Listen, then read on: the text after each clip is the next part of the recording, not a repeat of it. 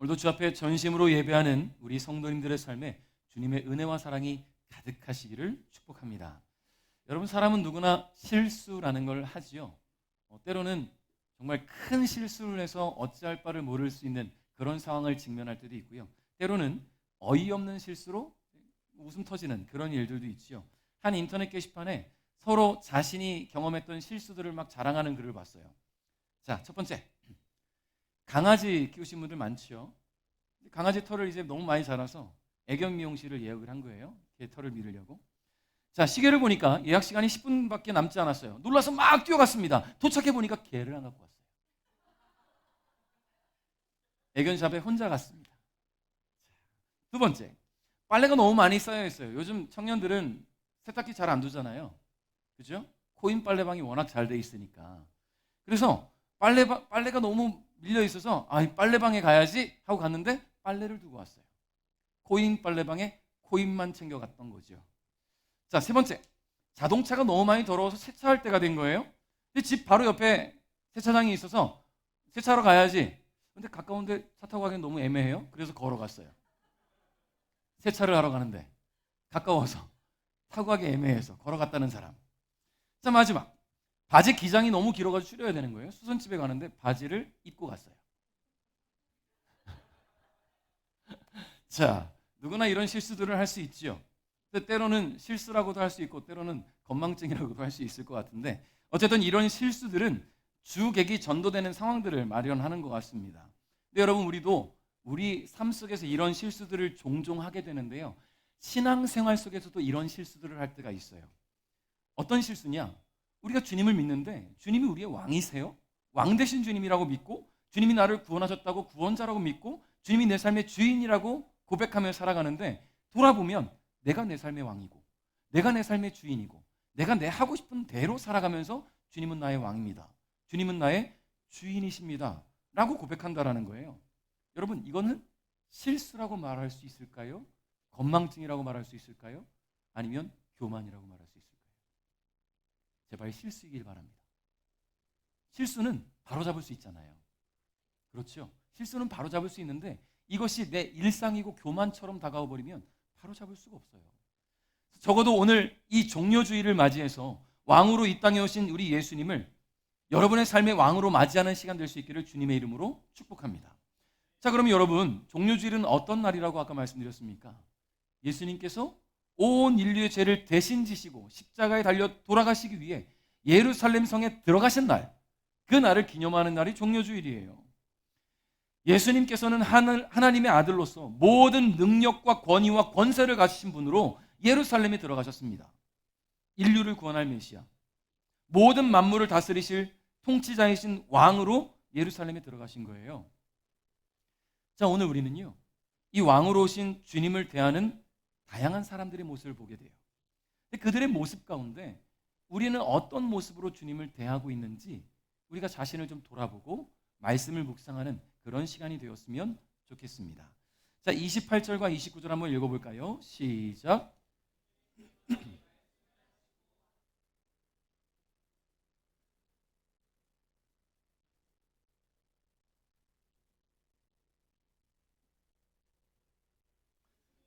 두 제자를 보내셨습니다. 아멘. 자, 지금 예수님의 발걸음이 향하는 곳이 어디라고 했습니까? 예루살렘이라고 말씀을 드렸어요. 인류를 구원할 메시아, 인류를 구원할 왕으로서 예루살렘에 들어가시는 예수님은, 여러분, 왕으로 들어가면 왕으로서의 그 모습에 합당한 그런 모습으로 들어가야죠. 그렇죠? 우리 윤석열 대통령께서 다른 나라를 순방할 때 왕으로서, 한 나라의 대통령으로서 대접을 하잖아요. 그렇죠? 대한민국 대통령이 다른 나라에 갔는데 티코를 내올 수는 없잖아요. 티코를 무시하겠다는 건 아니지만 그렇잖아요. 한 나라의 대통령으로서의 격에 맞는 그런 국빈 대접을 하는 거 아니겠습니까? 그럼 예수님도 예루살렘 성에 들어가실 때 왕으로서의 맞는 그런 뭐랄까요? 좀 웅장하고 강렬하고 좀 큰 그런 행렬이었으면 얼마나 좋았을까. 왜냐하면 예수님은 만물의 주관자이신 하나님의 아들이시잖아요. 자, 오늘 예수님께서 벳바게와 베다니 마을 근처에 도착하셨어요. 그리고 두 명의 제자에게 심부름을 시키시는데요. 이 벳바게라는 지역, 정확히 위치가 밝혀져 있지는 않아요. 그런데 지금 벳바게와 베단이라고 말씀하실 때 이 베단이라는 지역은 명확해요. 예루살렘으로부터 약 동쪽 3km 정도 떨어진 곳입니다. 가까이 오신 거예요. 3km면. 이렇게 예루살렘 가까이에 오신 예수님께서 제자들에게 심부름을 시키셨는데 어떤 심부름인가 보니까 너희들은 마을에 들어가서 묶여있는 나귀 새끼를 보게 될 텐데 그 나귀 새끼의 밧줄을 풀러서 내게로 끌고 와라. 여러분, 지금까지 많은 지역을 다니실 때 예수님은 걸어 다니셨잖아요. 복음을 전하시고 놀라운 기적들을 행하셨던 예수님께서 지금 나귀 새끼가 필요하다고 하시는 거예요. 나귀 새끼가 필요하다. 여러분, 나귀가 왜 필요할까? 지금 뭔가 탈 것이 필요하신 것 같아요. 예수님이 왕으로 들어가시려면 탈 것을 타고 왕의 행렬로 들어가야 되니까. 그렇다고 한다면 이 나귀가 필요한 게 아니잖아요. 왕의 행렬이라고 한다면. 더군다나 예수님을 따르는 수많은 무리들 가운데 내가 예루살렘에 들어가야 돼 탈 게 필요해 라고 한마디만 하시면 정말 멋있는 말, 멋있는 마차 이런 거 준비 안 하겠습니까? 제자들뿐만 아니라 수많은 무리들이 그 행렬에 동참하면서 예수님의 그 행렬을 막 멋있게 할 거예요. 왜냐하면 예수님은 왕으로 오셨으니까. 그리고 예수님이 행하셨던 수많은 일들을 그들이 봤으니까. 아니면 꼭 그들의 도움이 아니더라도 하나님의 아들이신 예수님께서 온 만물의 주인이시니까 원하는 것은 뭐든 앞에 갖다 놓을 수 있지 않겠습니까? 열왕기하 2장에 보면 엘리야가 하나님의 부르심을 받고 승천합니다. 죽지 않고 하늘로 올라가게 돼요. 그때 하나님께서 엘리야를 부르실 때 뭘 보냈냐면 불마차, 불말들을 보내셨어요. 불마차와 불말들을 보내셨어요. 이걸 타면 타 죽나? 근데 그거 안 타셨어요. 회오리 바람을 타고 올라갔거든요. 불마차와 불전차들이 불말들이 호위하고 말이죠. 자, 엘리야가 천국 갈 때도 하나님께 올라갈 때도 이렇게 회오리 바람을 타고 불전차와 불말들이 호위했는데 왕이신 예수님, 하나님의 아들이신 예수님의 이 행렬에 더 멋있는 게 있어야 될 거 아닙니까? 근데 고작 나귀 새끼라니요. 이해할 수가 없죠. 그런데 예수님께서는요, 이 또한 하나님 말씀에 순종하셨다라는 거예요. 스가랴 9장 9절에 보니까 하나님은 스가랴 선지자를 통해 세상에 드러날 그리스도에 대해 선포하셨는데 어떻게 예언되어 있는지 한번 볼까요? 같이 읽어봅니다. 시작.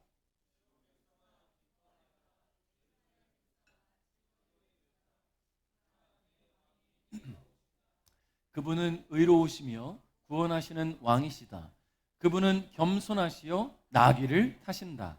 나귀 새끼를 타고 오신다. 아멘. 예수님 태어나시기 전에, 오래전에 구약의 스가랴 선지자를 통해서 하나님은 이런 예언들을 주셨어요. 그래서 예수님은 하나님께서 계획하신 그대로, 말씀하신 대로 순종하기 위해 겸손한 모습으로 나귀 새끼를 준비시키신 거예요. 온 만물이 당신의 것임에도 불구하고 겸손함으로 말씀에 순종하신 예수님의 모습을 볼 수가 있지요. 30절 31절에 보니까 맞은편 마을로 가거라. 그곳에 들어가면 아무도 타보지 않은 나귀 새끼 한 마리가 매어 있는 것을 볼 것이다. 그것을 풀어서 이리로 끌고 오너라. 만일 누가 왜 나귀를 푸시오? 하고 묻거든 주님께서 필요하시답니다. 라고 말하여라. 할렐루야. 예수님은 제자들에게 나귀 새끼를 끌고 오라는 심부름을 시켰어요. 자, 여러분, 심부름을 하면 뭐가 필요해요? 제가 어렸을 때 심부름을 굉장히 잘했어요. 누나가 셋이지만 심부름은 항상 저였어요. 지금 생각해보니까 억울해요. 왜 나만 그렇게 심부름했나? 근데 또 한편으로 생각해보면 또 억울하지도 않아요. 심부름 값을 받았어요. 자, 어머니가 슈퍼 가서 간장 좀 사와. 네, 어머니. 그럼 제가 서 있겠죠. 왜 서 있습니까? 간장값을 받아야지요. 간장값을 주셔야지요. 그래야 심부름 가는 거 아닙니까? 간장값을 주시면 제가 가지 않지요. 심부름값을 주셔야지요. 이게 더 생길 때까지 기다려야 되는 거 아닙니까? 그러면 심부름값을 받으면 진짜 그냥 빛의 속도로 금방 갔다 와요. 억울한 면도 있었지만 억울하지 않은 면도 있었다. 자, 그럼 오늘 제자들이 예수님의 심부름을 갑니다. 나귀 새끼를 끌고 오래요. 그러면 기다려야지요. 제자들이 설마 뭐 심부름 값을 기다렸겠습니까? 나귀 새끼를 가져오려면 예수님께 아닌데 빌려와야 될 거 아닙니까? 그럼 빌리려면 비용이 필요하지 않겠어요? 근데 예수님이 지금 뭐라고 명령하시는지 보세요. 나귀 새끼가 매여 있을 거야? 그 밧줄을 풀어서 갖고 와. 이게 뭐예요? 훔쳐와. 여러분, 어떻게 지금 이게 말이 됩니까? 심지어 누가 왜 나귀 새끼를 푸냐고 물으면 주님이 필요하시다고 얘기하래요. 여러분 생각해 보세요. 상식적으로 나귀를 왜 풉니까? 라고 묻는 사람이 누구예요? 주인이잖아요. 그렇지 않습니까? 여러분 지금 요즘 다 스마트폰들이 있잖아요. 스마트폰이 내 걸 이렇게 의자 옆에 놨는데 지나가는 사람이 이렇게 내 스마트폰을 들고 막 이러면서 가. 그러면 저 사람이 필요한가 보다, 쓰려고 하는가 보다. 누가 그냥 둡니까 그거를? 뺏어와야지. 도둑으로 신고해야지. 그걸 누가 내주겠어요 이거를?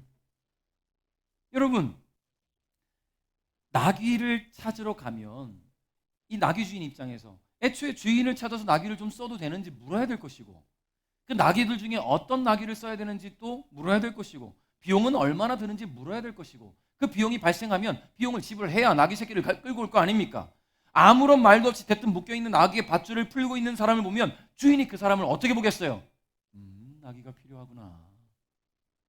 이렇게 인자한 미소를 띠며 보내줄 사람이 누가 있겠습니까? 근데 예수님은 이런 말도 안 되는 심부름을 제자들에게 시킨 거예요. 근데 신기한 것은요, 너무 신기한 것은 제자들이 또 순종하고 가요. 이 말도 안 되는 심부름을.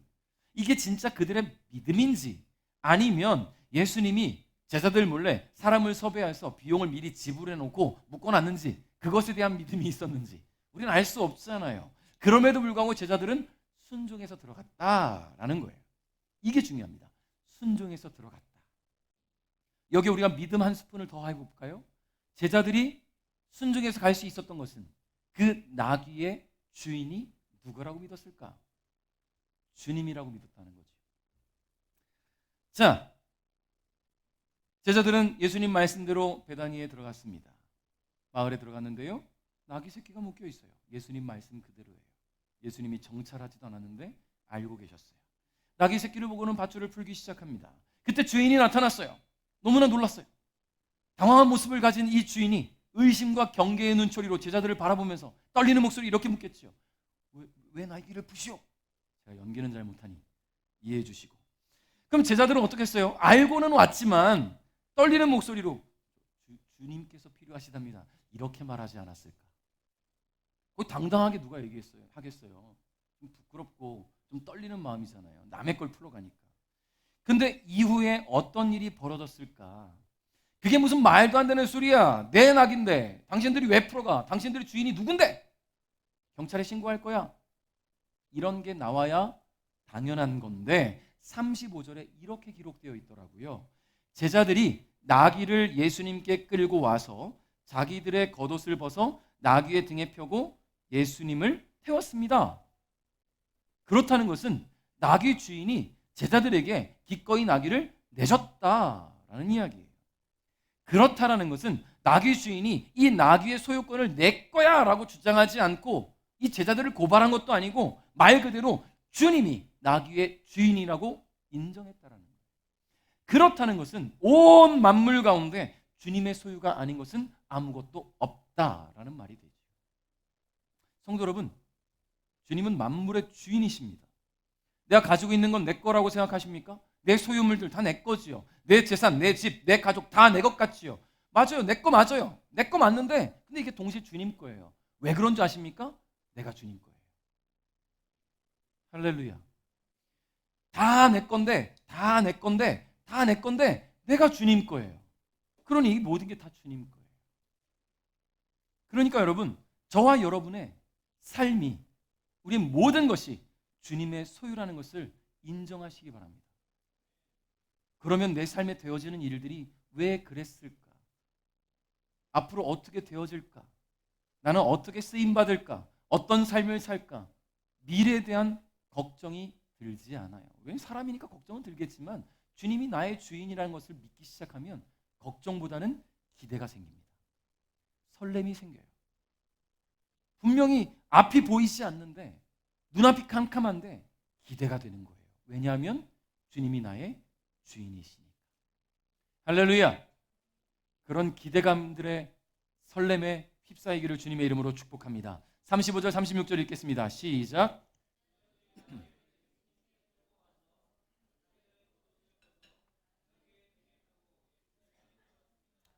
예수님께서 가실 때에 사람들이 겉옷을 벗어 길에 펼쳤습니다. 아멘. 자, 제자들이 예수님 앞에 끌고 온 이 나귀는요, 그 누구도 그 등에 태운 적이 없어요. 아무도 등에 태운 적이 없다라는 것은 사람을 태운 적이 없을 뿐만 아니라 짐을 지운 적도 없는 아주 어린 나귀라는 거예요. 여러분, 그렇다는 것은요, 이 나귀 새끼는 지금 굉장히 깨끗하고 정결하고 거룩한 목적을 위해 예비된 나귀였다라는 이야기입니다. 그래서 제자들은 이 나귀 새끼 등에 안장이 지금 마련되어 있지 않으니 자신들의 겉옷을 벗어서 깔았습니다. 예수님이 앉으실 때 엉덩이 베기지 않도록 좀 편히 앉으실 수 있도록 준비한 거지요. 나귀를 끌고 오는 과정에서 예수님의 위엄과 그 권세를 경험했잖아요. 지금 왕 되신 주님을 위해 자신들의 옷을 기꺼이 드릴 수가 있었습니다. 그렇게 예수님의 예루살렘으로의 행렬이 시작되는데 겉으로 보기에는 너무나 초라하기 짝이 없는 행렬이었지만 제자들은 담대한 마음으로 한 걸음 한 걸음 나아갑니다. 기대감에 차서 한 걸음 한 걸음 나아갑니다. 왜요? 예수님이 어떤 분이신지를 다시 한번 경험했거든요. 37절에 보니까 예수님께서 올리브산 비탈길 가까이 오셨을 때 모든 제자들이 기뻐하며 큰 소리로 하나님을 찬양하였습니다. 그것은 이들이 여러 가지 기적을 목격했기 때문입니다. 라고 기록하고 있어요. 할렐루야. 여러분, 기적이라는 단어로 번역된 헬라어는요, 디나메온이라는 단어를 쓰고 있어요. 이 단어의 원형이 되는 단어가 디나미스거든요. 자, 이 디나미스가 뭐냐면 하나님의 힘을 가리키는 권능이라는 뜻을 담고 있어요. 근데 이 권능이라는 뜻 외에 초자연적으로 나타나는 놀라운 기적을 가리키는 그런 능력, 그리고 하나님의 그 왕적 능력을 가리키는 권세라는 뜻도 있습니다. 자, 그러니까 이 기적에는요, 하나님이 신이시라는 것, 초월적 존재라는 것, 하나님이 왕이라는 것, 이 모든 것을 다 담고 있다는 거예요. 제자들이 목격한 그 기적은 예수님께서 하나님의 신적 능력을 가지신 메시아 되심을 나타내셨던 기적들과 또한 믿는 자에게 구원을 주시는 권능자이심을 믿는 모든 기적들, 그것을 믿게 하는 기적들을 뜻하는 거라는 거예요. 더욱이 조금 전에 또 경험했잖아요. 나귀 주인이 자기 나귀 새끼를 예수님이 시키신 그 말 한마디에, 주님이 필요하시답니다 라는 그 말 한마디에 기꺼이 내어드린 걸 보면서 주님은 주님이시구나, 그 기적을 경험했기 때문에 이와 같은 행동들을 할 수 있었던 거예요. 자, 그러니까 이 초라해 보이는 행렬이 제자들에게 있어서는 로마 군대의 행렬보다 더 크고 웅장하게 보였을 겁니다. 자, 예수님께서 예루살렘 성에 들어오신다는 소식이 수많은 사람들에게 전해졌어요. 사람들이 몰려들기 시작합니다. 성 앞에 많은 무리가 모였어요. 그들은 예수님이 들어오시는 이 길 위에 자신들의 겉옷을 벗어서 펼치기 시작합니다. 옷들이 쫙 깔리는 거예요. 여러분, 이런 모습은 어떤 큰 영화제나 축제에서 주인공들, 배우들, 가수들, 연기자들 딱 차에서 내리면 뭐가 깔려 있습니까? 레드카펫 깔려 있잖아요. 레드카펫 걸어보신 분 안 계세요? 레드카펫 안 걸어보셨어요? 아, 우리 정길승 원사님 걸어보셨어요? 주인공이셨네요. 여러분, 우리 베들교회가 당구동에 있을 때 강단이 레드카펫이었어요. 저는 올라가 본 적 있지요. 자, 레드카펫이라는 것은 주인공을 맞이하는 길이잖아요. 근데 지금 이 수많은 무리가 자신들의 겉옷을 펼치고 나무 가지를 꺾어다 길에 펼기 시작했어요. 마치 예수님을 이 행렬의 주인공으로 맡겠다는 레드카펫을 펼치는 것과 같아요. 왕의 행렬에 융단을 까는 것과 같은 의미를 담고 있다는 거예요. 여러분, 마태복음 21장 8절과 마가복음 11장 8절에는 사람들이 겉옷과 함께 나뭇가지를 꺾어서 펼쳤다라고 기록하고 있고, 요한복음 12장 13절에는 이 나무가 종려나무 가지라고 이야기를 해요. 사람들이 종려나무 가지를 흔들었다라고 이야기를 해요. 여러분, 종려나무 가지는 어떤 의미를 담고 있냐면 구약적 전통으로 볼 때 의인을 상징하고 이스라엘의 통치자를 상징하는 것입니다. 이들의 모습은 예수님에 대한 신앙적 경의를 표하는 그런 의미를 담고 있는 거예요. 종려나무 가지를 흔든다는 것은 정말로 신앙이 좋은 사람의 모습이지요. 이런 종려나무 가지를 흔들었다는 것은 예수님을 자신들의 구원자로, 스승으로, 메시아로 맞아들이고 있다는 모습이잖아요. 더욱이 그들은 예수님을 향해 뭐라고 외쳤냐면 왕이시다 라고 외쳤어요. 38절 읽어볼까요? 시작.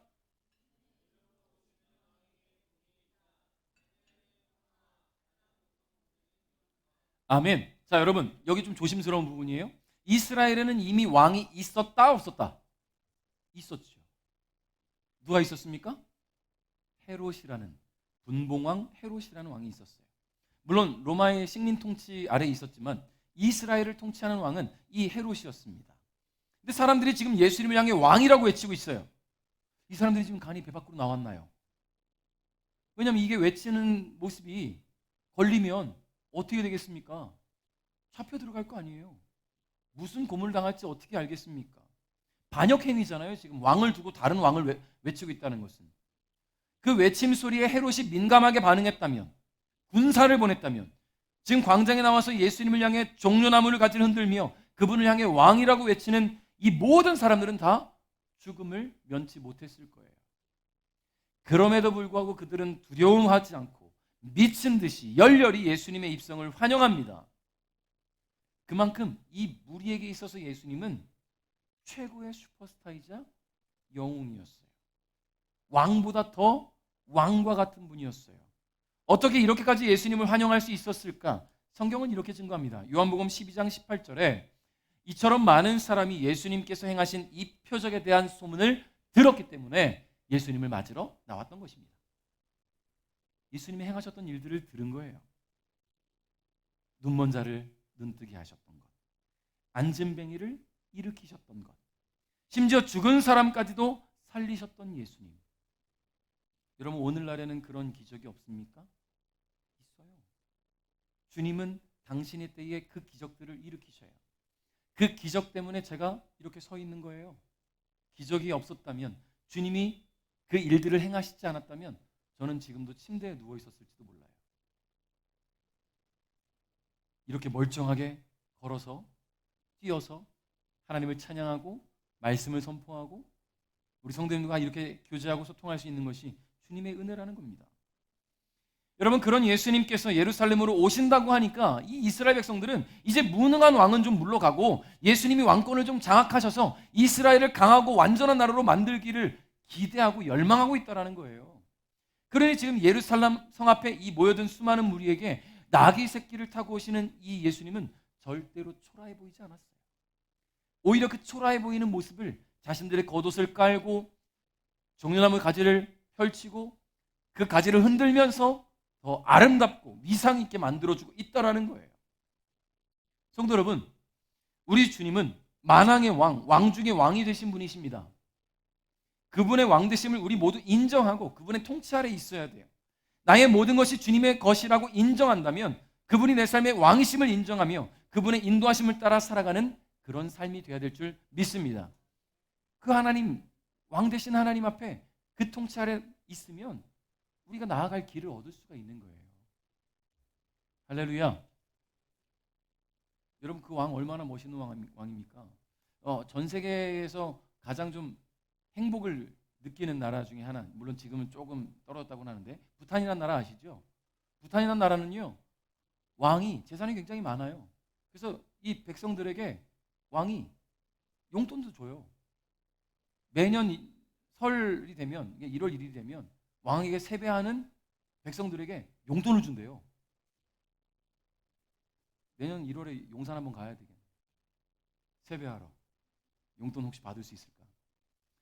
여러분, 왕을 어떤 왕으로 모시느냐, 그 백성에게는 그 왕이 가지고 있는 힘과 능력과 사랑과 권세가 임한다는 거예요. 여러분, 예수 그리스도를 왕으로 모시고 그분의 그 능력이 저와 여러분의 능력이 될 수 있기를 주님의 이름으로 축복합니다. 39절 읽겠습니다. 시작.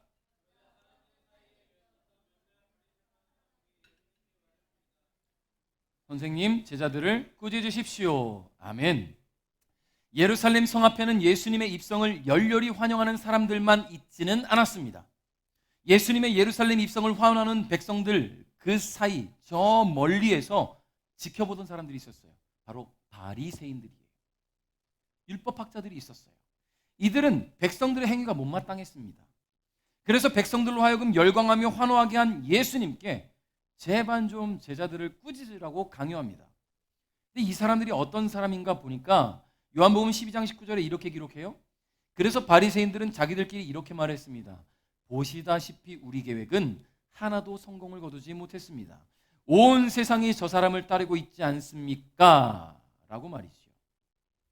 여러분, 예수님이 얼마나 싫으면 지금 온 세상이 예수님을 따르고 있다고 과장합니까?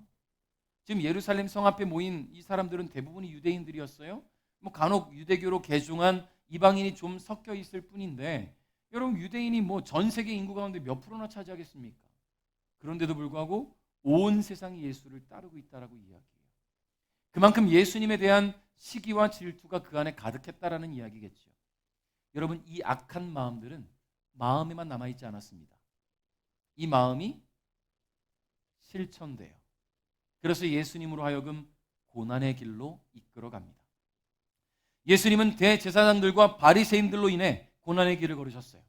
사랑하는 제자 가룟 유다에 의해 은 30냥에 팔린 예수님은 로마 군인들로부터 갖은 고문을 당하시고는 몸이 찢겨지고 십자가를 지시고 골고다 언덕에 오르셨다라는 거예요. 이번 고난 주간에 그 일들이 이루어지는 거예요. 그곳에서 예수님은 십자가에 손과 발에 못 박힌 채 죽임을 당하십니다. 너무나도 처참하고 잔인하게 말이죠. 그 악한 자들에 의해서 말입니다. 근데 여러분, 이 고난의 길이, 예수님이 걸으셨던 그 십자가의 길이 우리에게도 펼쳐져 있을 때가 있어요. 우리 삶에도 나타나곤 합니다. 거부하고 피하고 싶어도 피할 수 없는 문제들로 우리를 고난과 고통으로 인도할 때가 있어요. 왕 되신 주님을 믿었는데 왜 나에게 이런 일이 있나 싶을 만큼 너무나 어려운 일들이 찾아오지요. 내가 예수님 믿으면 형통해야 되는 거 아닌가? 성공해야 되는 거 아닌가? 적어도 남들보단 잘 살아야지 라고 생각했는데 어려움이 찾아와요. 근데 그런 고난을 만난다고 해서 우리가 걱정할 필요가 없습니다. 베드로 사도가 이렇게 말을 해요. 베드로서 4장 13절에 그리스도의 고난에 참여하게 됨을 기뻐하시기 바랍니다. 그리스도께서 영광 중에 다시 오실 그날에 여러분은 기뻐하고 즐거워할 것입니다. 할렐루야. 오늘 예루살렘 성에 들어가신 예수님은 십자가에 달려 죽으셨다가 3일 만에 살아나셨어요. 부활하심으로 인해서 예수님의 고난의 길, 십자가의 길은 영광의 길로 바뀌었다는 거예요. 그러므로 예수 그리스도를 믿는 우리에게 다가오는 고난들도 믿음으로 이겨내고 영광의 주님을 바라보며 맞설 때 영광의 길로 바뀐다는 거예요. 그것이 우리 안에 소망이 되어야 될 줄 믿습니다. 여러분, 꽃길만 기대하지 마십시오. 예수님께서 십자가의 길을 걸으셨는데 나는 꽃길만을 원해. 여러분, 그리스도인이라 말할 수 없어요. 그리스도인은 그리스도를 믿고 섬기고 따르는 사람이 그리스도인이에요. 그러니 예수님이 십자가의 길을 걸으시고 영광의 길로 전환된 것이 우리에게도 다가올 수 있다. 사도 바울은 이렇게 말합니다. 로마서 8장 17절에 자녀라면, 같이 읽어볼까요? 시작.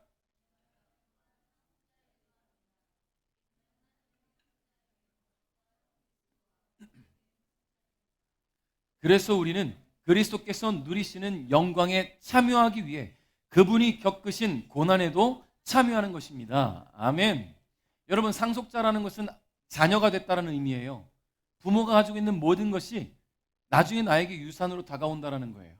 그러면 내 부모님이 기업의 총수라고 생각해 보십시오. 내가 상속자야. 다 물려받을 것을 기대하고 너무나 행복하겠죠. 너무나 좋겠죠. 기업 재벌 2세로서의 삶을 떵떵거리며 살겠죠. 상속자는요, 그것만 상속하는 게 아니더라고요. 만약에 부도가 난다. 아버지가 그 부도 때문에 빚덩어리에 앉았다. 그 빚은 누구에게 갑니까? 옆집 아들이 가는 게 아니에요. 그 자녀에게 상속됩니다.